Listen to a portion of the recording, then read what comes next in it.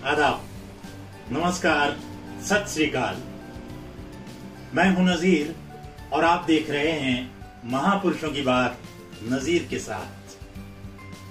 दोस्तों, आज हम जिस स्वतंत्रता संग्राम सेनानी की बात करने जा रहे हैं, उससे पहले उसकी पृष्ठभूमि जान लेना बहुत जरूरी है। एक मशहूर रियासत थी अवध और जिसकी राजधानी थी फैजाबाद। 18वीं सदी में 1722 ईस्वी में नवाब सादात खान ने इसकी नींव रखी थी और तभी फैजाबाद को इसकी राजधानी बनाया था। नवाब अंग्रेजों से दो महत्वपूर्ण लड़ाइयां लड़ चुके थे, बक्सर और पलासी। यहाँ पर नवाबों को हार का सामना करना पड़ा था और एक तरह से अब रियासतें लूटी पिटी से ही बची थी, क्योंकि एक बड़ी राशि अंग्रेजों को टैक्स के रूप में उन्हें देना होती थी। हम ये कह सकते हैं कि लुटे पिटे नवाब बचे हुए थे। और ऐसे ही में नवाब वाजिद अली शाह को अवध की बागडोर मिली थी सन 1847 में। 13 फरवरी का दिन था जब उनको अवध का बागडोर संभालने के लिए कहा गया। नवाब वाजिद अली शाह की महत्वपूर्ण चीजों में सबसे पहली जो चीज है, राजनीतिक रूप से कहा जाए कि फैजाबाद से उनने राजधानी को लखनऊ स्थानांतरित किया। लखनऊ की नजाकत, वहाँ के खाने, वहाँ की चिकन, अगर ये सारी चीजें मशहूर हुई तो कहीं ना कहीं इसमें नवाब वाजिद अली शाह का एक महत्वपूर्ण योगदान था। इससे हटकर नवाब वाजिद अली शाह को कहा जाए तो वो सांस्कृतिक योगदान देने वाले, सांप्रदायिक सौहार्द की रक्षा करने वाले शासक के रूप में भी उभर कर आते हैं। गायकी में कहा जाए तो ठुमरी की इजाद या ठुमरी के जनक कहे जा सकते हैं। और हमारे हिंदुस्तान के सांस्कृतिक नृत्य कथक के अंदर ठुमरी का मिलान या जिसे हम फ्यूजन कह सकते हैं, उसकी भी जनक, उसकी भी शुरुआत करने वाले थे नवाब वाजिद अली शाह।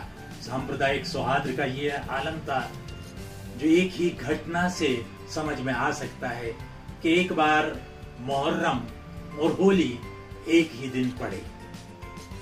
मुहर्रम में चूंकि ये शिया संप्रदाय को मानने वालों में से थे, तो वहां पर एक मातम का माहौल था। ऐसे माहौल को देखते हुए हिंदुओं ने ये निर्णय लिया कि इस वर्ष हम होली नहीं खेलेंगे। ये बात नवाब वाजिद अली शाह तक पहुंची तो वो चिंतित हो उठे और उन्होंने सरकारी आदेश जारी किया कि इस वर्ष होली में मुसलमान भी बराबर से शामिल होंगे। और ये बात उनके इस शहर से जाहिर होती है, मोरे कहना जो आए डट के, मोरे कहना जो आए डट के, होली में खेलूं डट के, होली में खेलूं डट के। और फिर उसके बाद बहुत ही पारंपरिक रूप से हिंदुओं और मुसलमानों ने साथ में मिलकर होली खेली। वाजिद अली शाह ने कुछ नाटक भी लिखे। इंद्र सभा जो कि उन्होंने लिखा था और खुद निर्देशित भी किया था, उसे उर्दू का पहला नाटक भी माना जाता है। इसके अलावा उन्होंने कृष्ण भगवान के ऊपर या यूं कहें कि कृष्ण लीला के ऊपर एक नाटक लिखा था जिसका निर्देशन भी उन्होंने स्वयं किया था और 4 बेगमों ने उनकी उसमें गोपियों की भूमिका का निर्वहन किया था।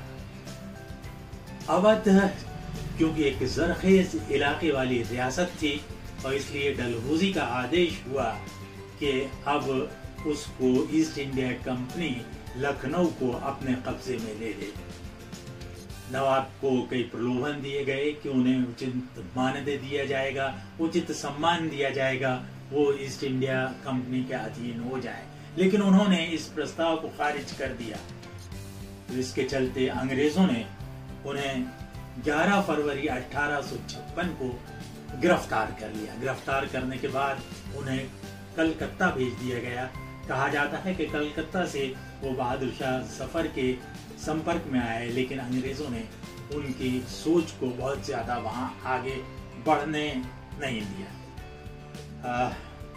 ऐसा जिक्र भी मिलता है जिसे हम बहुत ही ज़्यादा वो नहीं कह सकते, लेकिन एक जिक्र है कि नज़ाकत का ये आलम था कि जब अंग्रेज़ गिरफ्तार करने पहुंचे तो वो तख्त के ऊपर थे, और क्योंकि कोई नौकर उनको जूती पहनाने वाला नहीं था इसलिए वो नीचे भी नहीं उतरे। बहरहाल ये अलग बात है।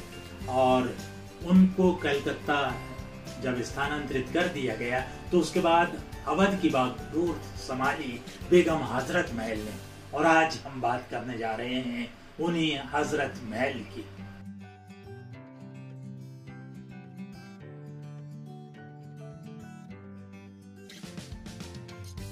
अभी आपने स्क्रीन पर देखा 10 मई 1984 को भारत सरकार द्वारा जारी डाक टिकट, जिसके ऊपर बेगम हजरत महल का चित्र प्रकाशित हुआ था।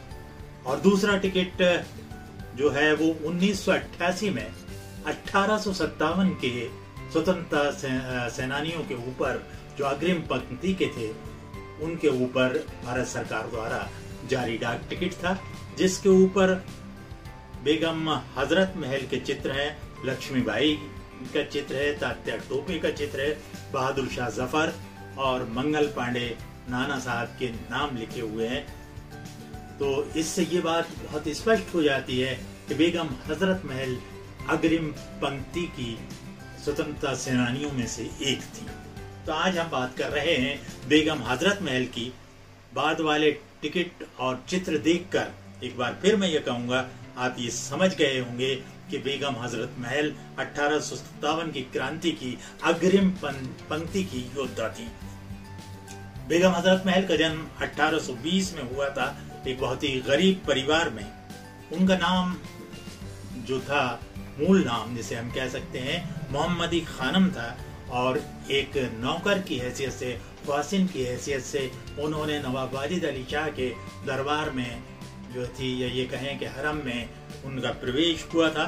लेकिन अपनी योग्यता और काबिलियत के दम पर वो बहुत जल्दी महक परी के रूप में काम करने लगी थी, और अंततः वो नवाब वाजिद अली शाह की दूसरी बेगम बनी। जब उन्होंने एक पुत्र को जन्म दिया जिसका नाम रखा गया था बिरजीस कद्र, तो उसके बाद उन्हें हजरत महल का खिताब मिला। जैसा कि हम पहले जिक्र कर चुके हैं, 1856 में ब्रिटिश ईस्ट इंडिया कंपनी ने अवध पर कब्जा किया और नवाब वाजिद अली शाह को निर्वासित कर कलकत्ता भेज दिया। उनके कलकत्ता भेजे जाने के बाद अवध की बागडोर बेगम हजरत महल ने संभाल ली। बेगम हजरत महल में अद्भुत संगठनात्मक क्षमता थी। उन्होंने महिला फौज का गठन किया और एक सैनिक जो महिला सैनिक दल था उसकी कमान दी रहीमी को। हालांकि बाद में इसमें कुछ दूसरी कहानियां भी उभर कर आने लगी हैं, लेकिन हम उनके विस्तार में नहीं जा रहे। रहीमी ने महिलाओं को तोप और बंदूक चलाने का जबरदस्त प्रशिक्षण दिया। लखनऊ जो कि अंग्रेजों के कब्जे में था, हजरत महल ने महाराजा जयपाल के साथ मिलकर उसे फिर से अपने कब्जे में ले लिया। उसके बाद वो नाना साहब के साथ जुड़ी। यहाँ भी उनकी संगठनात्मक क्षमता का हम एक कमाल कह सकते हैं कि शाहजहांपुर हमले के बाद फैजाबाद के मौलवी अहमद शाह भी जंग आज़ादी में हजरत महल के साथ शामिल हो गए।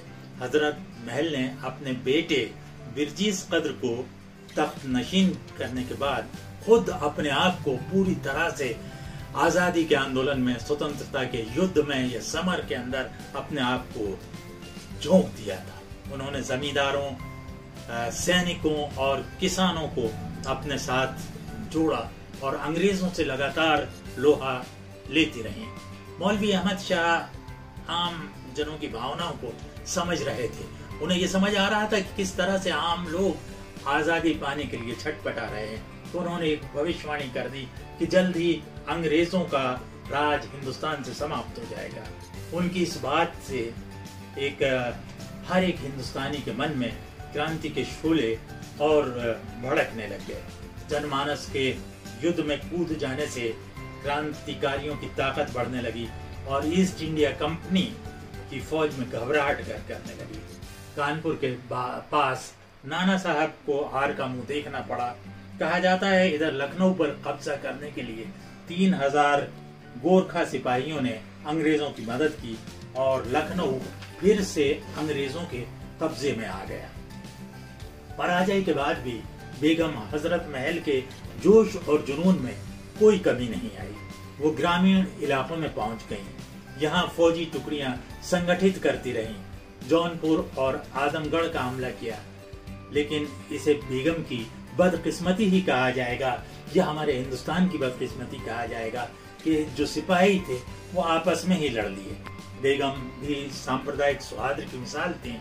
जब लखनऊ में नई सड़कें बनाने के नाम पर अंग्रेजों ने मंदिर और मस्जिद तोड़े तो बेगम ने उनका जबरदस्त विरोध किया। बेगम की बहादुरी की अगर हम बात करें तो वो हाथी पर सवार होकर युद्ध किया करती थी, साथ साथ अपने सैनिकों का उत्साह वर्धन भी करती थी। आलमबाग के युद्ध में उन्होंने कई अंग्रेज अधिकारियों को मौत के घाट उतार दिया था।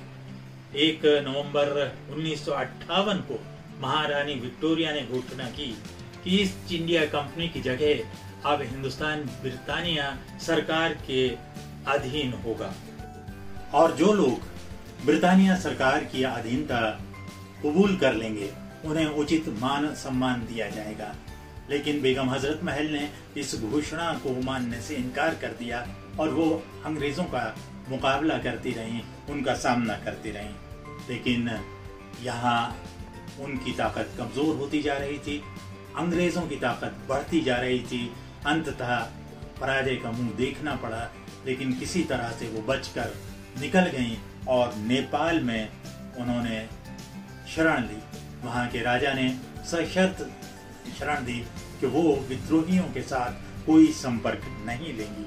नेपाल में रहते हुए 7 अप्रैल 1879 को अंततः उनका इंतकाल हुआ और एक गुमनाम जगह में या नेपाल की जामा मस्जिद में उनको दफना दिया गया। बहरहाल हम उन्हें अपनी खराज अकीदत पेश करते हैं। साथियों, जल्द ही हम किसी नए स्वतंत्रता सेनानी की जीवनी के साथ आपके सामने फिर उपस्थित होंगे। हमारा आज का एपिसोड आपको कैसा लगा कमेंट बॉक्स में जाकर कमेंट जरूर कीजिए और हाँ, हमारी चैनल को सब्सक्राइब करना ना भूलिए। यहाँ हम एक बात बता दें कि सब्सक्राइब करने में किसी तरह की कोई राशि का भुगतान आपको नहीं करना होता, लेकिन हमारे लिए वो एक उत्साहवर्धन होता है। ये अगर आपको हमारा एपिसोड अच्छा लगा हो तो इसको लाइक करिए और शेयर करना ना भूलिए। फिलहाल इजाजत। जय हिंद। इनकलाब जिंदाबाद।